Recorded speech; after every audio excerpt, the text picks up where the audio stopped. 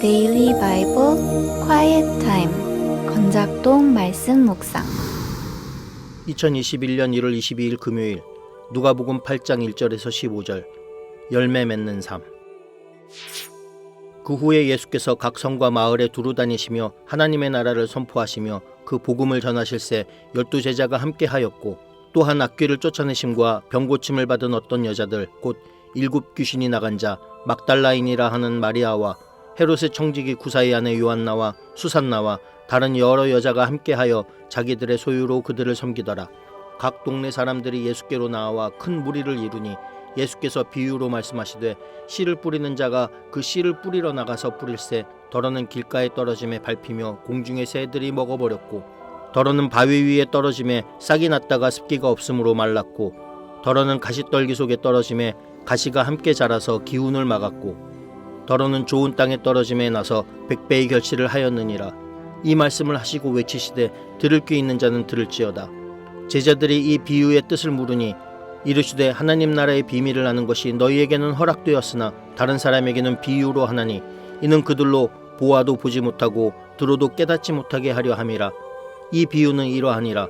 씨는 하나님의 말씀이요 길가에 있다는 것은 말씀을 들은 자니 이에 마귀가 가서 그들이 믿어 구원을 얻지 못하게 하려고 말씀을 그 마음에서 빼앗는 것이요 바위 위에 있다는 것은 말씀을 들을 때 기쁨으로 받으나 뿌리가 없어 잠깐 믿다가 시련을 당할 때 배반하는 자요 가시떨기에 떨어졌다는 것은 말씀을 들은 자이나 지내는 중 이생의 염려와 재물과 향락의 기운이 막혀 온전히 결실하지 못하는 자요 좋은 땅에 있다는 것은 착하고 좋은 마음으로 말씀을 듣고 지키어 인내로 결실하는 자니라.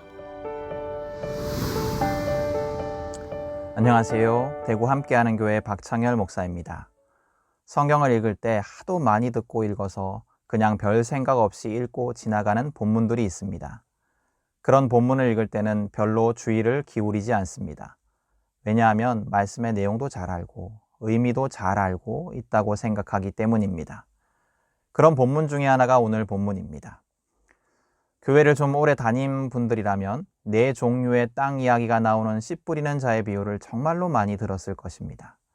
그러나 그런 본문이 우리에게 새롭게 다가올 때가 있습니다. 말씀을 대할 때마다 우리의 상황이 늘 다르고 또 성령님의 조명이 늘 새롭기 때문입니다.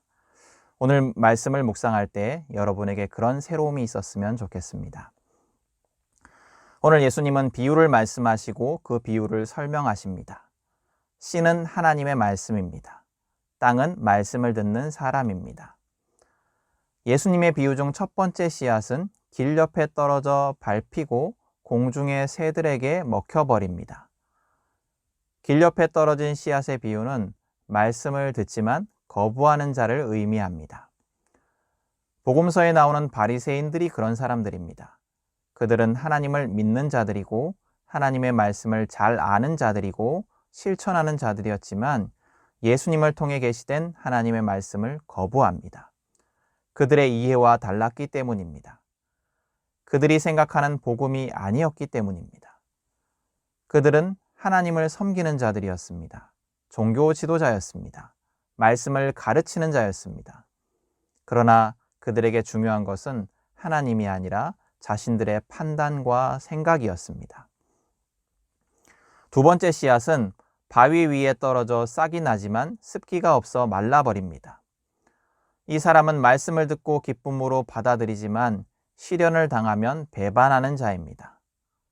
복음을 받아들입니다. 예수님을 믿습니다. 신앙이 자라는 것 같습니다. 그러나 어려움을 당하거나 유혹을 받으면 인내하지 못하고 곧 하나님을 버리고 예전의 삶으로 돌아갑니다. 세 번째 씨앗은 가시덤불 속에 떨어져 싹이 나고 자라지만 가시덤불에 막혀 더 이상 자라지 못하고 열매를 맺지 못합니다. 이 사람은 신앙을 가지지만 세상에 대한 근심과 재물과 인생의 향락에 사로잡혀 열매를 맺지 못합니다. 대부분의 우리 모습 같습니다. 예수를 믿지만 그 믿음이 삶의 염려와 유혹을 이겨내지 못합니다. 예수를 믿지만 세상과 다른 삶을 살지 못합니다. 그래서 종교 생활에는 열심이지만 삶의 변화와 성숙이 없습니다. 네 번째 씨앗은 좋은 땅에 떨어져 많은 열매를 맺습니다. 이 사람은 말씀을 듣고 그 말씀을 간직하며 인내하는 자입니다. 말씀을 소중히 여기고 하나님과 동행하며 어렵고 힘들더라도 세상과 다른 하나님의 뜻을 따라 살아가는 자입니다. 이 사람은 많은 열매를 맺습니다. 이런 사람들을 통해 하나님의 나라가 전파됩니다.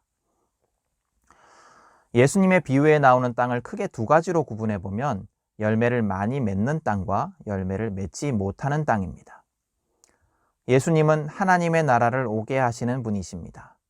그분이 원하시는 구원받은 자의 모습은 하나님 나라의 열매가 맺히는 땅입니다. 그런데 나의 모습을 돌아보면 열매 맺지 못한 모습에 가까운 것 같다는 생각을 지울 수가 없습니다. 예수를 믿는다고 하지만 하나님의 말씀을 소중히 여기지 않고 내 생각대로 살아갑니다. 예수를 믿는다고 하지만 인내하지 못하고 조급하여 세상의 방식대로 살아갑니다. 그래서 열매가 없습니다. 그럼에도 예수를 믿기에 천국 갈 것이다 라고 굳게 믿으며 만족하며 살아갑니다. 예수님은 그런 나를 보며 만족하실까요? 기뻐하실까요? 내가 정말 구원받은 자일까요?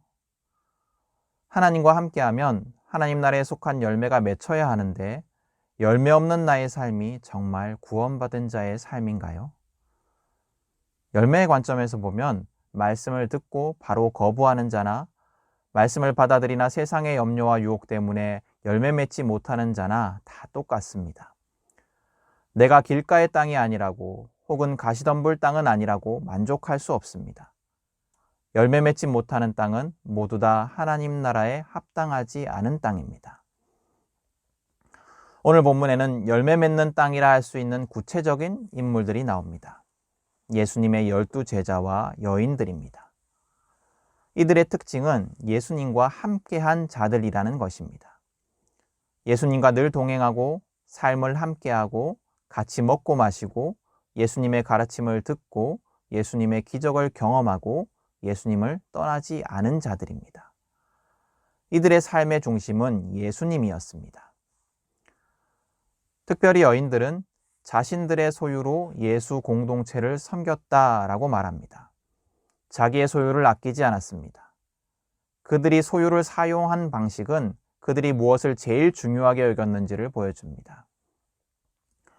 우리가 우리의 시간이든 돈이든 건강이든 내가 가진 것을 어디에 제일 많이 사용하는지는 우리가 무엇을 소중하게 여기는지를 보여줍니다. 여인들은 예수님을 제일 소중하게 생각했습니다. 그리고 12제자들과 여인들은 예수님의 승천 이후 예수님의 사역을 이어받아 세상에 예수님의 복음을 전하는 일에 일생을 바쳤습니다. 예수를 믿는다는 것은 열매 맺는 자가 되는 것입니다. 예수를 믿는 것은 천국 가는 티켓을 확보하는 것이 아닙니다. 세상과 다른 하나님 나라의 열매가 맺혀야 합니다. 우리는 예수를 믿는다고 하는 자들의 죄악을 자주 봅니다. 그 죄악의 주인공이 나일 때도 많습니다. 내가 진짜 예수를 믿는 자입니까? 그렇다면 예수님께 나의 삶의 중심을 드려야 합니다. 예수님을 가장 소중히 여기는 삶을 살아야 합니다. 여러분, 나는 열매 맺는 사람입니까? 나는 무엇을 위해 나의 소유를 사용합니까? 나는 무엇을 제일 중요하게 생각합니까? 예수님께 삶의 중심을 두고 예수님과 동행하며 예수님을 가장 소중히 여기는 하루의 삶이 되기를 축복합니다. 아멘.